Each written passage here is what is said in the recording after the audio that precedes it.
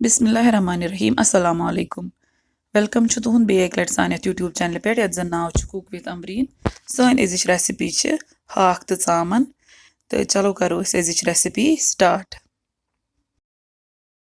यतन छु मे तेल निमुत यह ऑलरेडी गरम अत मज कर मे चामन फ्राई तो वन त्रो अत मज गंड अख तो करो फ्राई तोतामत योतामत यह गोल्डन ब्राउन गसे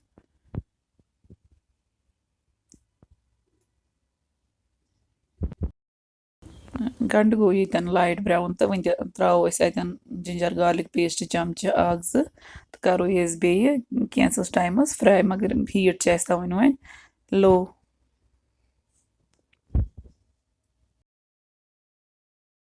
यन गई फ्राई गंड तो अम पे थो अत हीट बंद तो त्रो ये मज मसाल यह थोमुत मे बदियन चमच अख लिदरि चमच अख तो मरचवांगन चमच यम त्रो अत मज तो करो यम थोड़ा मिक्स तो अम पे त्रो अत मज थोड़ा सा आब ताकि यम दजन न कह तो मगर यन थम फ्लेम ये बंद वन करो ये फ्लेम ऑन यह आब त्रा पत्त करो मिक्स असल पन करो मे तोतान फ्राई योताम अत यह आब गस ड्राई यतन गो आब ड्राई वन त्रो बे आबस 2 गिलास तो करो वेट योताम ग्रेख यह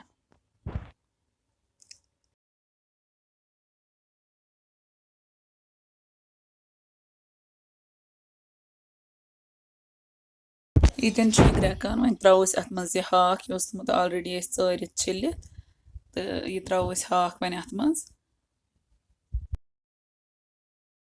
वन करो वेट योताम ग्रेख यह यतन हाक ग्रेकान अत मज त्रो चामन यस फ्राई थम कर त्रो वन अथ हाकस मज तो करो असल पन मिक्स अत सत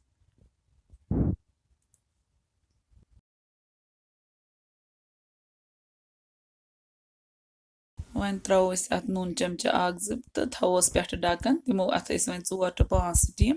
या तोतामत योतामत यह हाक यह गि सॉफ्ट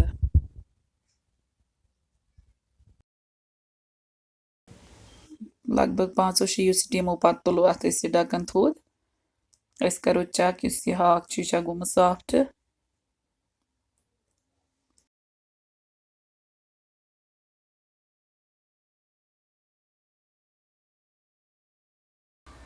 यह बिल्कुल रेडी गोमुत यह गोमुत सॉफ्ट असल थोड़ा छस यह ग्रेवी रोजम अत दिमो वन इथे पन ग्रेक 2-5 लगभग 5 मिनटन हाई हीटस पे ग्रेख दिन पत कोर सर्व तो सन अजिच रेसिपी ये अंद तो अगर सन अजिच रेसिपी पसंद आम वीडियो कर ज़्यादा से ज़्यादा लाइक तो शेयर भी दीजो पन फीडबैक कमेंट सेक्शनस मज अल्लाह हाफिज़।